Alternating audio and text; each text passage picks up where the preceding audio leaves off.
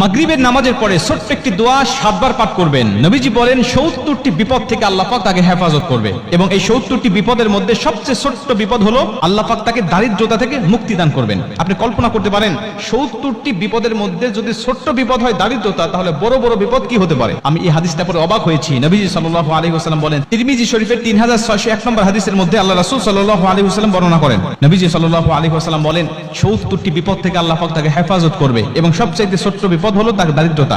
আমরা কিন্তু দারিদ্রতাকেই সবচেয়ে বড় বিপদ মনে করি, অথচ নবীজি বলতেন না, এই 70টি বিপদের মধ্যে যত বিপদ আছে সবচেয়ে ছোট্ট বিপদ হলো দারিদ্রতা।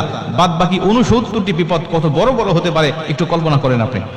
তার মানে আপনি যদি দোয়াটি নিয়মিত পাঠ করেন, আপনার যত বড় অসুস্থতা থাকুক না কেন আল্লাহ পাক আপনাকে পরিপূর্ণ শেফা দান করবে। আপনি যদি এই দোয়াটা পাঠ করেন, আপনি যত বড় বিপদের মধ্যে থাকেন না কেন, আপনার দেওয়ালে পিঠ থেকে গেছে কোনো সমস্যা নাই, আল্লাহ পাক এই কঠিন বিপদ থেকেও আপনাকে হেফাজত করবে। আপনি যত বড় দুশ্চিন্তার ডিপ্রেশনের মধ্যে থাকেন না কেন, এই দোয়াটি যদি আপনি নিয়মিত পাঠ করেন, আল্লাহ কঠিন কঠিন দুশ্চিন্তার ডিপ্রেশন থেকেও আল্লাহ পাক আপনাকে সম্পূর্ণ হেফাজত করবে। হাদিসটি হযরত আবু হুরায়রা রাদিয়াল্লাহু তাআলা আনহু বর্ণনা করেছেন। তিনি বলেন, নবীজি সাল্লাল্লাহু আলাইহি ওয়াসাল্লাম বলেন, তোমরা লা হাওলা ওয়ালা কুওয়াতা ইল্লা বিল্লাহ এটুকু সবচেয়ে বেশি বেশি পাঠ করো। কেন? এটা হলো জান্নাতের রত্ন ভান্ডার। এই লা হাওলা ওয়ালা কুওয়াতা ইল্লা বিল্লাহ এটা হলো জান্নাতের রত্ন ভান্ডার। যদি কোনো ব্যক্তি এই দোয়াটি বেশি বেশি পাঠ করেন, তাকে জান্নাতের রত্ন ভান্ডার দান করা হবে।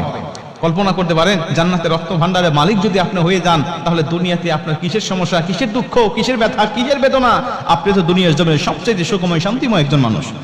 নবীজি বলেন হাদিসের শেষে, এই ব্যক্তি যদি লা হাওলা ওয়ালা কুওয়াতা ইল্লা বিল্লাহ বলার পাশাপাশি যদি আরেকটু যোগ করে বাড়িয়ে দেয়, লা হাওলা ওয়ালা কুওয়াতা ইল্লা বিল্লাহ ওয়ালা মানজা মিনাল্লাহি ইল্লা ইলাইহি, রাসূল সাল্লাল্লাহু আলাইহি ওয়াসাল্লাম বলেন লা হাওলা ওয়ালা কুওয়াতা ইল্লা বিল্লাহর পাশাপাশি ওয়ালা মানজা মিনাল্লাহি ইল্লা ইলাইহি এটুকু যোগ করে যদি কোনো মানুষ তেলাওয়াত করতে পারে, আমল করতে পারে, পাঠ করতে পারে, আল্লাহ পাক তাকে কঠিন কঠিন 70টি বিপদ থেকে তাকে হেফাজত করবে। আল্লাহ পাক তাকে বালা মুসিবত থেকে, দুশ্চিন্তা থেকে, রিজিকের অভাব থেকে আমার আল্লাহ পাক তাকে সম্পূর্ণভাবে হেফাজত করবে।